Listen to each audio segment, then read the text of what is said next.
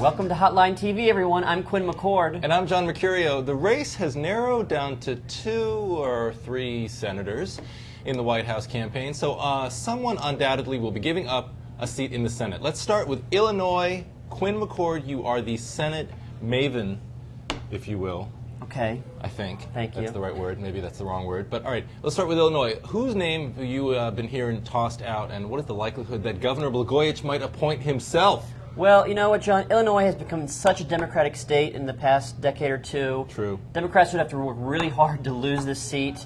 Probably Blagojevich is the only one who could do it. Who could lose the seat? Yeah, for Democrats. I think he's probably be insane to appoint himself.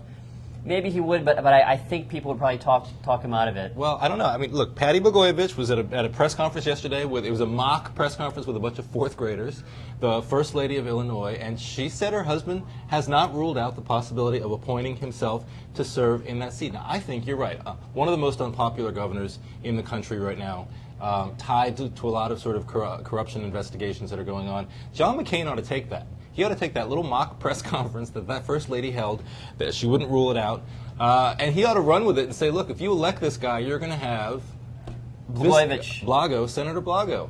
Yeah. Not something that I think even a lot of Democrats would support. Illinois Democrats have a deep bench of talent. You know, people have talked about now they have all statewide offices in Illinois. Good to know. And there's, the Attorney General Lisa Madigan, Secretary of State Jesse White, who's also African American. If they feel they shouldn't, leave the Senate with no African Americans in it. Sure.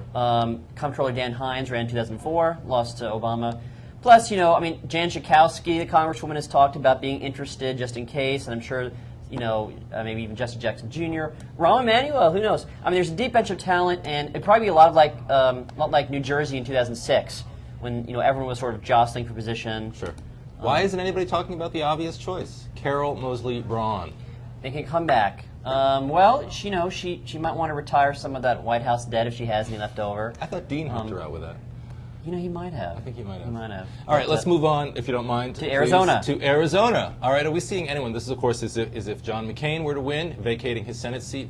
Are we seeing anyone in that field? Now, of course, Democratic governor in Arizona, but a specific rule that you might want to tell our viewers about. Well, yeah, I mean, Arizona is one of those states where the governor has to appoint someone of the same party of the vacating senator. So she'd have to appoint a Republican, but it's not like Wyoming where they have a list provided by the state party. I mean, she could appoint any Republican in the state, as far as I know. And, of course, that could lead to all sorts of crazy hijinks of, appointing a Republican in name only. Sure. Or, a rhino, if you will. A rhino. Or maybe appointing a weak Republican like, I think J.D. Hayworth would be a great appointment. Appointing a weak Republican so that he'd then have to go up or could go up against a stronger Democrat in the race. Yeah, I mean, I don't think that's going to happen. Or probably some Republican who promises to be a caretaker. Because, Napolitano might want to run herself in 2010. Unless she's vice president. Unless she's vice president. But, I mean, Arizona is, a state that I think Democrats could be competitive in a Senate seat. So I think she'll take that into account. Interesting. All right. We'd love to give you some New York prospects, but it looked like we've run low on time for today. Until next time, I'm Quinn McCord. Sorry about that, Senator Clinton. We'll get to that some other show. Until then, I'm John Mercurio. We'll see you next time on Hotline TV.